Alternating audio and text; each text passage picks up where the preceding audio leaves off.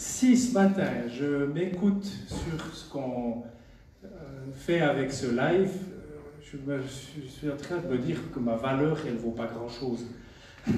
Si je suis mesuré à ce qu'on arrive à transmettre, alors voilà, ça se passe très mal pour moi ce matin, enfin pour nous, mais enfin, pour moi en particulier qui voulait que ce live se passe bien. Et ce n'est pas la faute de l'équipe, hein, ils ont fait tout ce qu'ils peuvent, puis après à un moment donné on peut plus.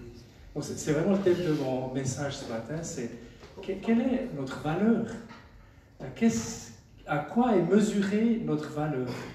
Qu'est-ce qui fait qu'on a ou pas de la valeur?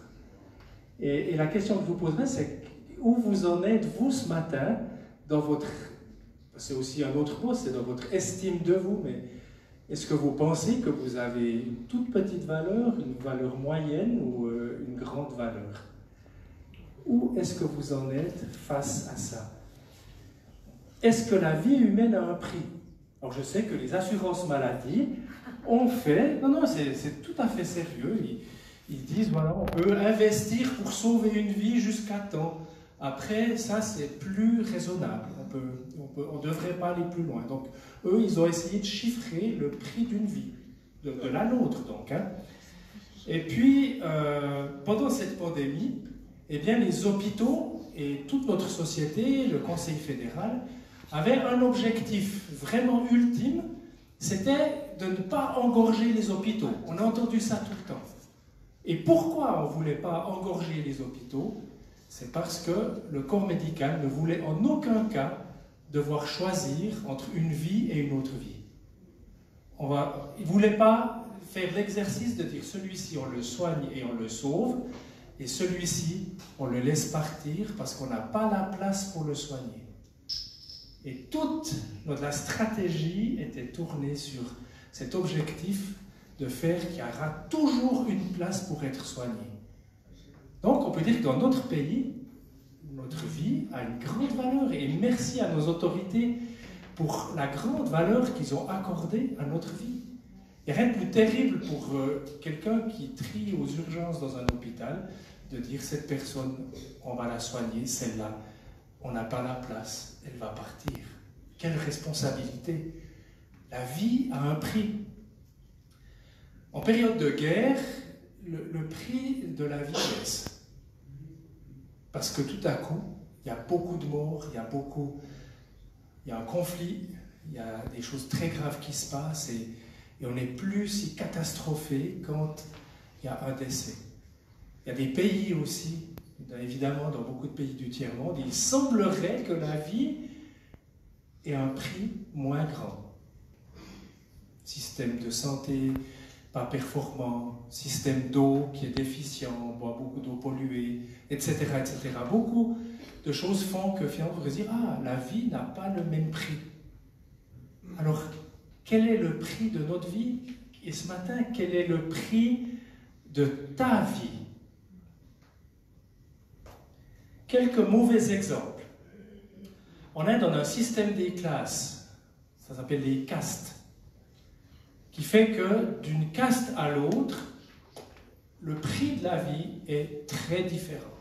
La valeur d'une vie est très différente.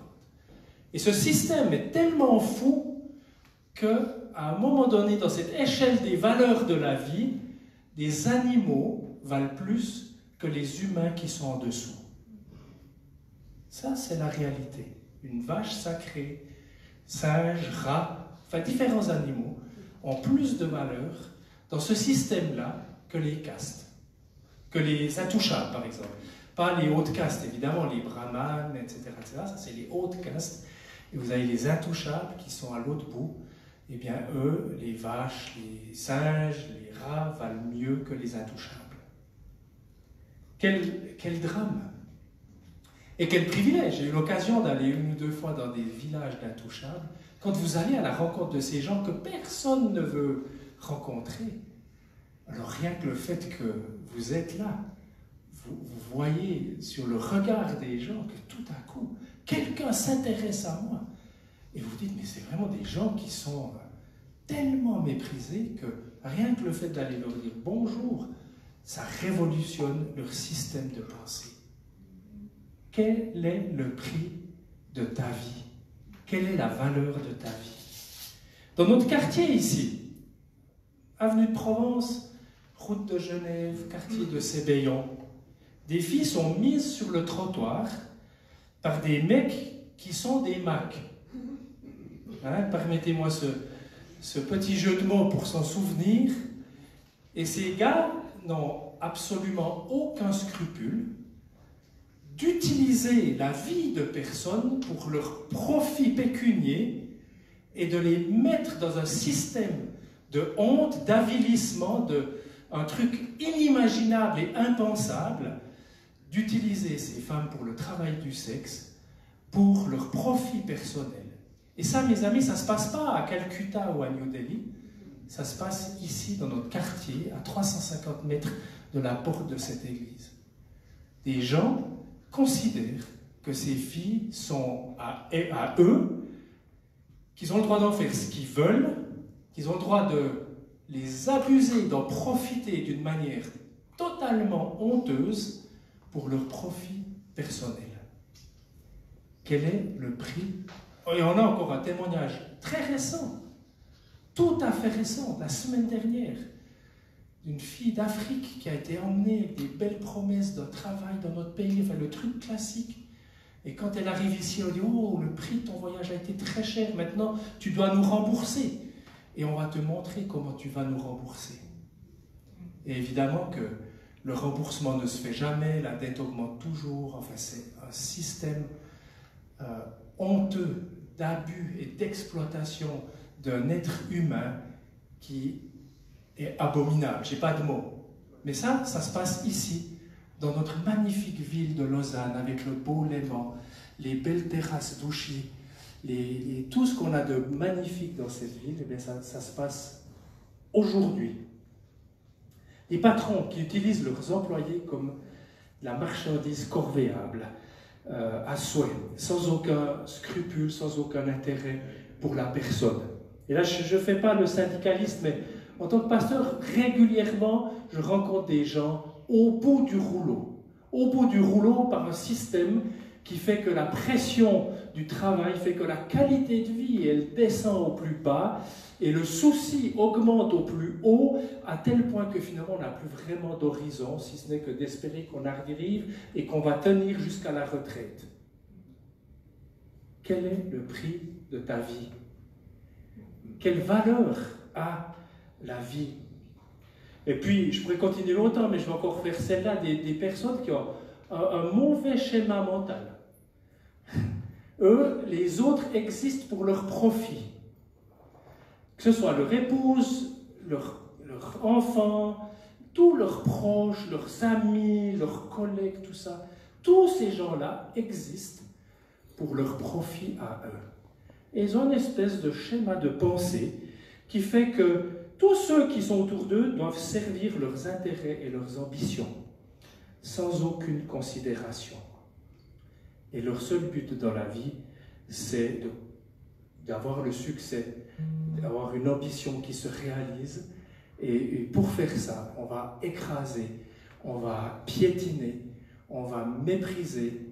Et j'ai eu la tristesse, puis en même temps la joie de rencontrer plusieurs personnes qui étaient dans ces situations où elles ont été écrasées, où finalement leur image d'elles-mêmes et la valeur de leur vie étaient tellement piétinées, tellement qu'il a fallu comme des IP. Il a fallu, vous savez, des IP, c'est les fichiers électroniques qui sont compressés pour qu'ils prennent moins de place. Et mes amis, il y a des vies qui ont été comme ça. Les vies, elles ont été compressées pour qu'elles prennent moins de place, qu'elles dérangent un peu moins dans le paysage. Et il faut les dézipper, il faut les réouvrir pour qu'elles redeviennent lisibles et belles, parce que la vie est belle et qu'elle a une grande valeur. Caïn et Abel, l'offrande acceptée, l'offrande refusée, la jalousie qui vient et qui amène à quoi? Qui amène au meurtre. Oui, ça a commencé déjà là. On pourrait dire, oh là là là là. Oui, ça a commencé déjà là. L'âme humaine, quand elle n'est pas donnée à Christ, quand elle n'est pas libre de la pensée, qu'elle est dans le système de l'ambition et de la réussite, alors elle s'ouvre à tout. Et finalement, l'extrémité, c'est même le meurtre. C'est même le meurtre. Alors heureusement que tout le monde n'est pas comme ça. Et qu'on a beaucoup des relations qui sont enthousiasmantes, qui sont remplies d'honneur, qui sont remplies finalement de ces valeurs du royaume qui font qu'on voit l'autre comme quelqu'un de bon, on voit l'autre comme quelqu'un d'excellent, on voit comme quelqu'un qui a une grande destinée, on voit l'autre comme quelqu'un qui va révolutionner le monde. Et ça, c'est le regard, l'appréciation, mais quelle joie de voir un sourire quand on donne une appréciation à quelqu'un. Des fois, rien que la petite phrase, « Ah, ça me fait plaisir de te revoir. » Sentez la personne dit, « Oui, c'est vrai, ça me fait plaisir de vous voir. » Très sincèrement. Alors, on a encore une. Je lisais récemment des employés de maison éthiopiennes au Liban. C'est tout récent. À cause de la crise du coronavirus, les gens qui les employaient n'ont plus l'argent de les salarier. Ils ont jeté ces dames éthiopiennes dans la rue. Elles n'ont absolument plus rien. Elles sont complètement délaissées.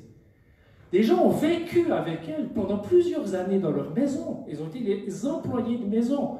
Quand on a une employée de maison, à force, on la connaît. Et même si on est dans des statuts et des positions complètement différentes, moi je pense que, je me suis imaginé avoir eu pendant plusieurs années une employée de maison, on va l'aimer, on va l'apprécier, on va avoir l'idée d'en prendre soin. Non, non, non. Là, des gens, on les a jetés à la rue et ils ne savent plus quoi faire. Plus personne ne veut payer le billet d'avion pour qu'elle puisse rentrer en Éthiopie. Quel est le prix de notre vie? Et ça, c'est tellement incroyable. Quand l'âme humaine se laisse aller à l'appât du gain, se laisse aller à l'ambition, se laisse aller à plein de tiraillements. Alors permettez-moi encore de vous chercher un peu plus loin ce matin. La place de la femme dans nos églises. Pendant des années, il y a eu un système de valeurs qui a fait que certains, les mecs, avaient droit à des choses et les autres, parce qu'elles étaient dames, n'y avaient pas droit. On utilisait abondamment ce fameux texte de Paul que les femmes se taisent dans l'église et on leur disait, voilà, grâce à ce texte-là, vous n'avez aucun droit. Peut-être aussi, vous n'avez aucune valeur. Il y a ceux qui peuvent décider, il y a ceux qui ont l'autorité, et il y a ceux qui ne l'ont pas. Alors pourquoi est-ce que si on laissait tout faire, il faudrait un homme pour couvrir? Et ça, c'était l'idée ultime. Même ceux qui étaient très ouverts au ministère féminin disaient il faut quand même qu'il y ait un mec quelque part dans l'équipe pour couvrir tout ça. Vous voyez, on faisait les très très ouverts. Je vous provoque un peu, hein. Mais on disait oui, il faut quand même qu'il y ait un gars. Parce que s'il n'y a pas un gars, ça va foirer. C'était pas dit comme ça, c'était sous-entendu. Et on émettait avec ça un jugement de valeur.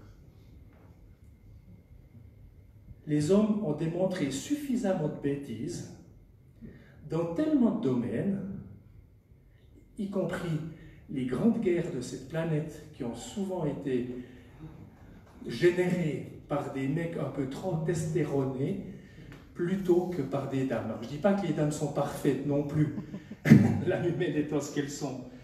Ce que je veux dire par là, c'est que on a besoin les uns des autres.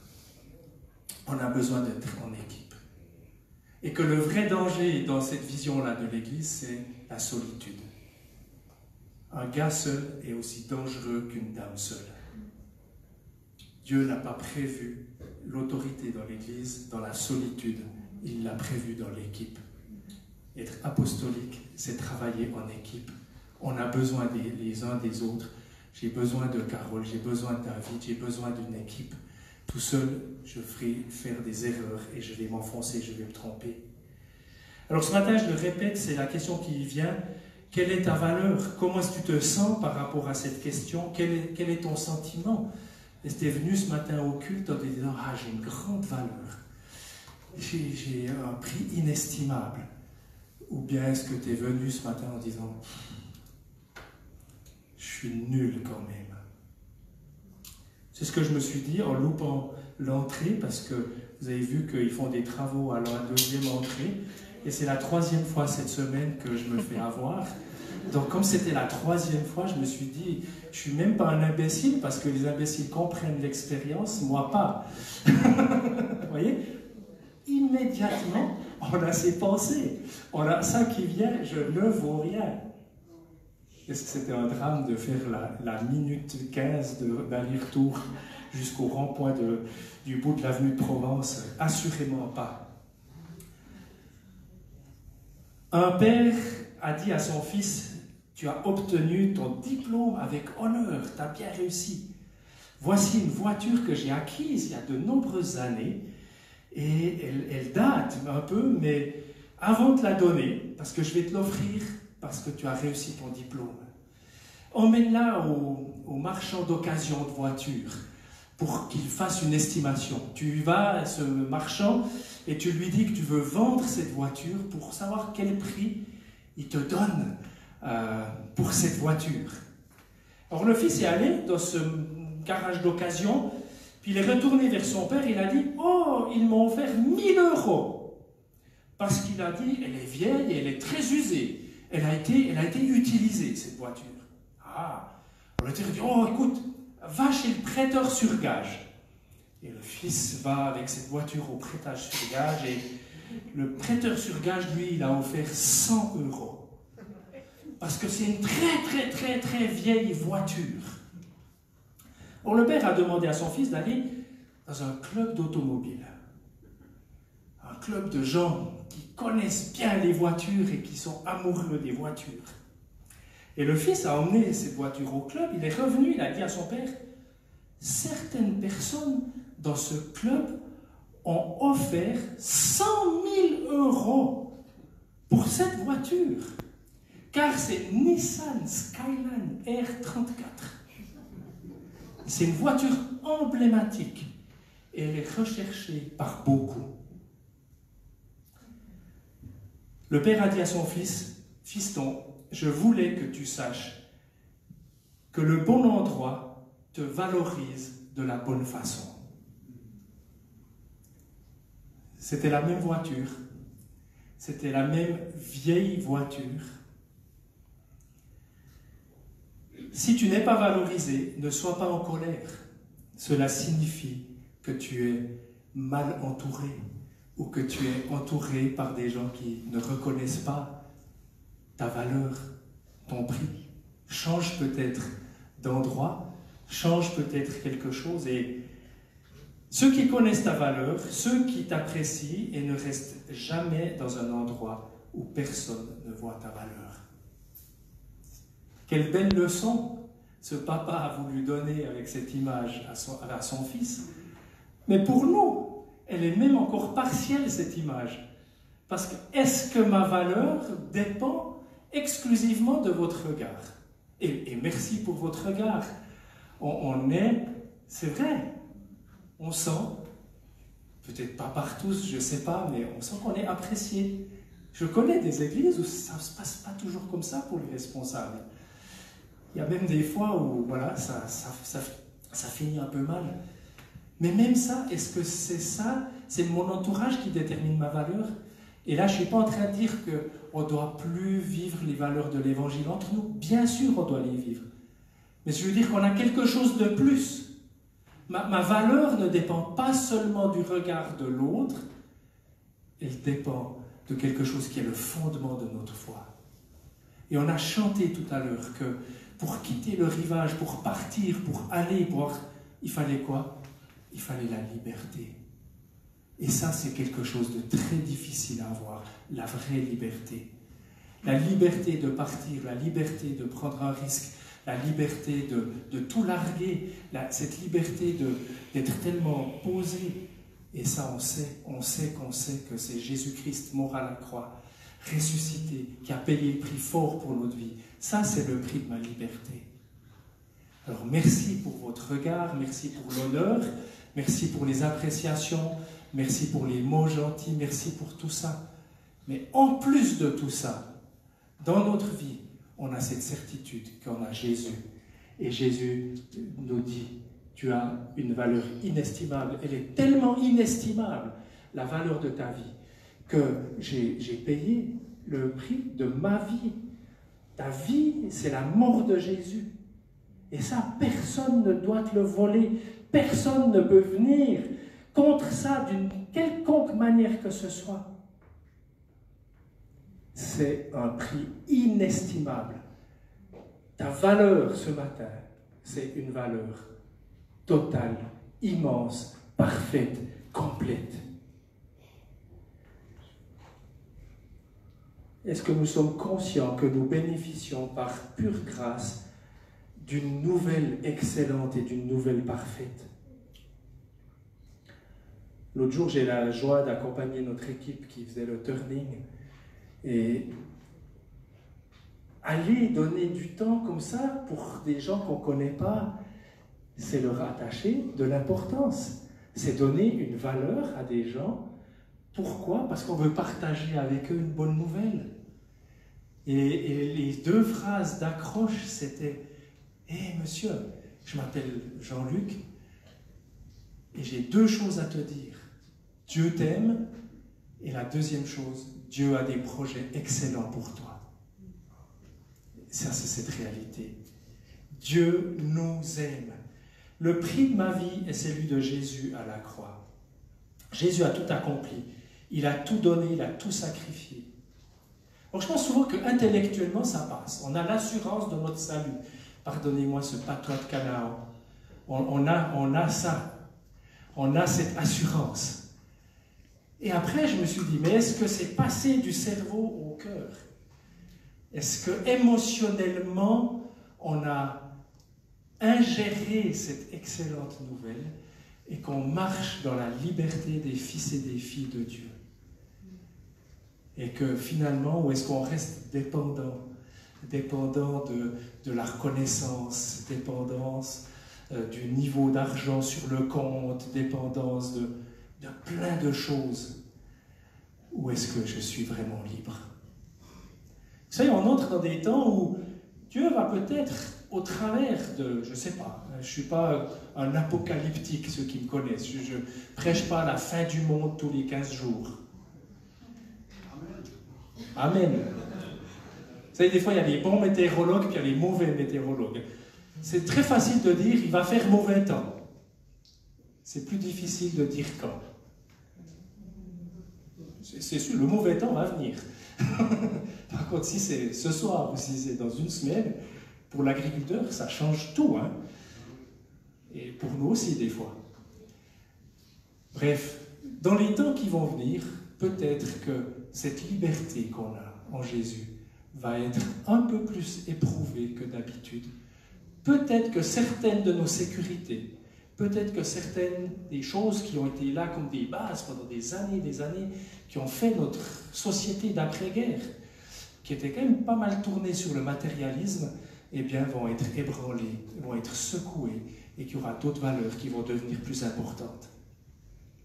J'ai été, mes amis, souvent ébranlé sur cette question de la valeur par la relation entre Jésus et Judas. Mais régulièrement, ça m'ébranle. Quand j'ai tout à coup un souci relationnel, je reviens à ça et je me dis, Jésus et Judas. Comment Jésus a été avec Judas? Jésus savait ce qui allait se passer, il connaissait la fin de l'histoire. Nous pas.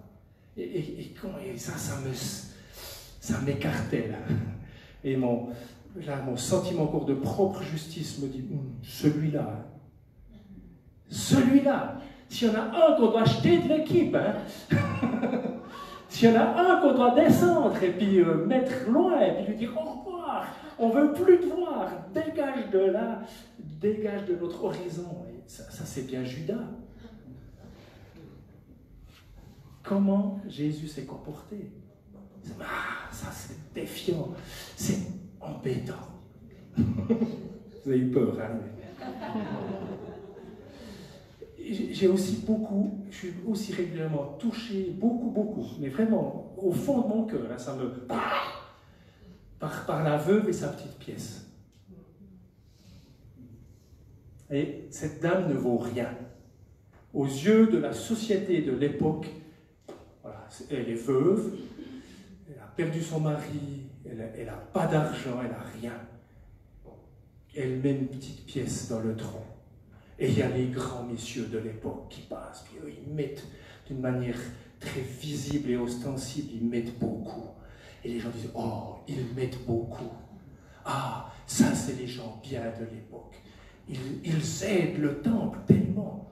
Quels gens importants et qui ont beaucoup de valeur. Il y a Jésus qui est dans le coin là de la salle, puis il regarde ce qui se passe. Et il voit cette veuve qui vaut rien. Et il voit qu'elle met cette petite pièce. Et qu'est-ce que dit Jésus? Jésus dit, elle a mis plus que tout le monde. Parce que donner, parce que ma relation avec Dieu, ce n'est pas une question du montant que je peux mettre sur le chèque, c'est une question de mon cœur. C'est exclusivement une question de cœur. Abel a donné les prémices de l'offrande. Il a donné ce qui était au début, sans savoir ce qui allait venir à la suite. Abel a donné avec la foi. Caïn a donné de son superflu. Une offrande a été acceptée, une autre a été refusée. La veuve a donné de son nécessaire. Elle a peut-être compromis son repas du lendemain en donnant cette offrande. L'histoire ne le dit pas.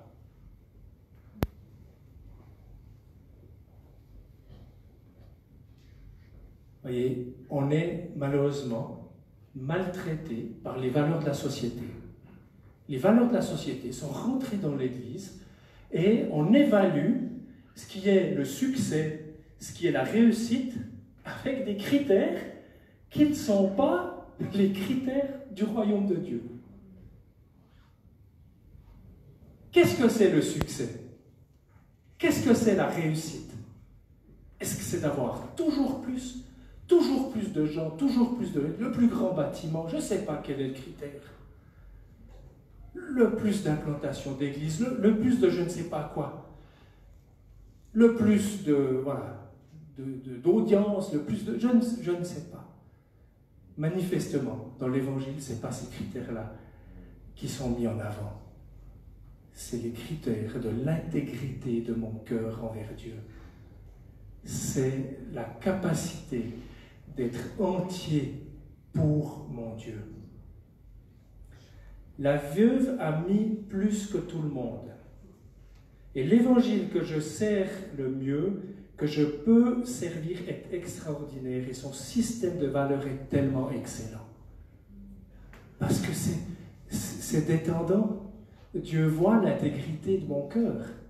Et Dieu, il est là dans le coin de la salle et il dit, oui, tu as fait plus que tous les autres. Pas dans ce qui est visible, pas dans ce qui est apparent, mais dans le cœur. Alors ce matin, si tu te sens comme cette veuve, que tu as l'impression que personne ne te regarde, que personne ne te voit, que personne n'a jamais valorisé ce que tu fais, que personne n'a jamais reconnu les efforts que tu as fournis, que tu te sens rejeté, que tu te sens écrasé, un peu méprisé, mise de côté, dis-toi que Jésus est dans un coin de la salle et il te voit avec son regard, avec le regard du royaume, avec le regard des valeurs du royaume. Et ça, mon ami, ça doit t'amener dans une telle liberté ce matin. Tu vas te dire, son amour me suffit, son amour me remplit, son amour ne me rend pas condescendant, mais il me rend disponible pour l'autre dans la liberté. Et ça, c'est la révolution. C'est quelque chose de tellement incroyable. Et dans Jean 15, C'est écrit dans les versets 12 à 15, « Voici mon commandement. Aimez-vous les uns les autres comme je vous ai aimés. » Jésus a donné sa vie. Donc quand Jésus nous dit de nous aimer comme lui a aimé, ce n'est pas une amourette de passage romantique, c'est, ça, excusez-moi l'expression, ça envoie du lourd. C'est le prix de la vie. Est-ce que je suis prêt à payer de ma vie pour mes amis? Il n'y a pas de plus grand amour que de donner votre vie pour vos amis. Vous êtes mes amis si vous faites ce que je vous commande. Je ne vous appelle plus serviteur, parce que le serviteur ne sait pas ce que fait son Seigneur, mais je vous ai appelé amis, parce que je vous ai fait connaître tout ce que j'ai appris de mon Père.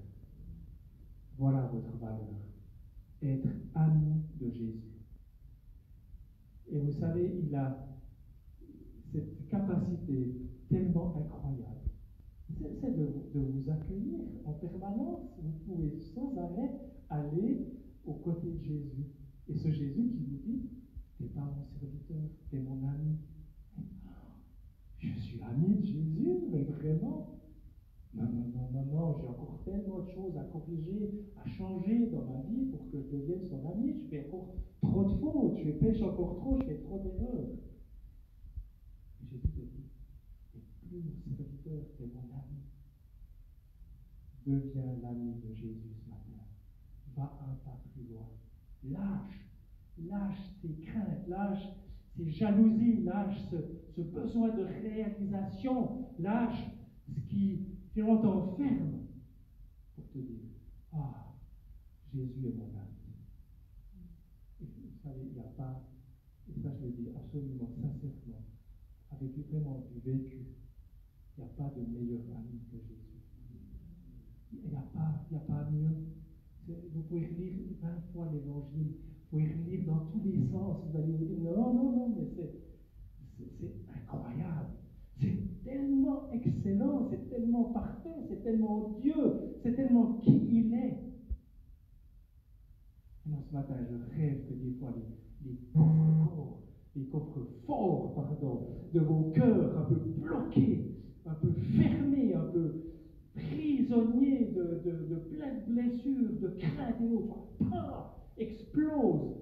Et puis que l'amour de Dieu puisse passer dedans, éclater tout ça, et nous amener dans cette liberté extraordinaire qu'il y a quand on lui appartient et quand on lui fait confiance. Ça, c'est la réalité de l'Évangile. Ça, c'est la place où il veut qu'on se tienne. On est ses amis.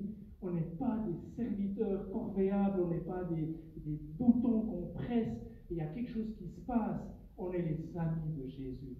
Et ça, c'est le cœur de Dieu. C'est tellement bon. Là, je m'en parle un peu, mais ça, c'est la réalité de l'Évangile. Ça, c'est le fond du cœur, du bout. C'est ce qui fait toute la différence. Toutes les autres religions de la terre, elles vous rendent esclaves. Elles vont vous rendre, il faut faire ça. Et encore après, oh, ça ne suffit pas. Jésus te dit, viens comme tu es, t'es mon ami. La vraie amitié, elle porte les marques de la loyauté. Elle porte les marques de la transparence. Parce que quand tu es arrivé dans cette liberté, et je me souvenais, en préparant ce message, je me souvenais de Jean-Claude Chablot, de moments qu'on a vécu avec lui, de cet homme formidable qu'il a été, performant à plein d'égards, et en même temps tellement humble dans sa capacité d'être ouvert. Et quelle reconnaissance d'avoir pu bénéficier de ses performances, mais aussi de son humilité. Et mes amis, la vraie amitié, elle se passe dans la transparence, dans l'amitié, dans le respect, dans l'humilité. Ça, c'est les valeurs de l'Évangile qui vont nous aider à entrer dans notre destinée. La vraie amitié est un choix d'humilité. Si tu veux utiliser tes amis pour ta gloriole, alors ça, ce n'est pas les valeurs de l'Évangile. Ça, c'est les valeurs du marketing, c'est les valeurs du acheter et du vendre, comme j'aime bien définir ce monde-là. Carole, j'arrive à ma conclusion. Katie, tu peux mettre Sophonie 3, 17. C'est super que ça suive au niveau des versets, merci beaucoup. Et on retrouve un tout petit peu du confort d'avant, ça revient. Alors que nous dit Sophonie 3, 17? Et je vous le laisse vraiment comme une parole de bénédiction. Et j'espère que ce verset, vous pouvez vous le souligner et le mettre au plus profond de vos cœurs. L'Éternel, ton Dieu, est au milieu de toi, un héros qui sauve. Il fera de toi sa plus grande joie. Vous avez bien entendu? C'est Dieu qui parle. Tu es une source de joie pour Dieu. Tu es la source de sa plus grande joie. Il gardera le silence dans son amour, puis il se réjouira à grands cris à ton sujet. Waouh! Jésus, merci. Merci pour cette réalité, de cette nouvelle extraordinaire, de cette liberté pour laquelle tu as payé le prix fort.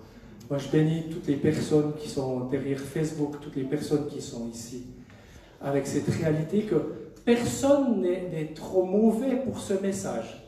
Personne n'a pas l'échelle suffisante. Personne n'est pas assez bon. Jésus, tu es celui qui est. Et l'on œuvre à la croix, elle est suffisante pour tout le monde. Le tout accompli de Jésus, il est parfait. Et Seigneur, il nous suffit de confesser ton nom, de dire oui, je crois. Et si ce matin, il y avait une personne ou deux ou trois qui n'avaient pas encore fait ce pas, en ligne ou ici, dis Jésus, j'accepte. Jésus, je veux que tu viennes dans ma vie. Je veux que tu sois mon ami ce matin. Je veux connaître cette bonne nouvelle qui me donne la liberté. Seigneur, merci parce qu'on appartient, on est dans ce monde, mais on y va avec les valeurs qui sont les tiennes. Et elles sont tellement bonnes. Et Seigneur, aide-moi à faire la différence dans ce monde avec tes valeurs, à apporter cette couleur tellement magnifique de qui tu es. Jésus, j'invite cette bénédiction maintenant. La bénédiction de l'offrande qui est accueillie. On pourrait l'appeler peut-être la bénédiction d'Abel dans la vie de chaque personne. Seigneur, fais-nous comprendre encore plus combien nous sommes agréés et acceptés par toi. Waouh! Quelle grâce et quelle liberté! Et Seigneur, je le prie vraiment avec grande conviction. Tu es celui qui est au-dessus de toutes choses. Moi, je bénis vraiment chaque personne ici, chaque personne qui entend ou qui entendra ce message. Jésus, tu es celui qui est. Tu as payé le prix fort et maintenant, je peux aller dans ce chemin de la liberté. Je peux lever les voiles, je peux quitter le rivage, je peux aller vers le prochain sans crainte et sans tremblement. Parce que ma vie, elle est dans ta main. Elle est dépendante de toi. Et il n'y a pas de plus grand cadeau. Je vous bénis dans le nom de Jésus. Amen.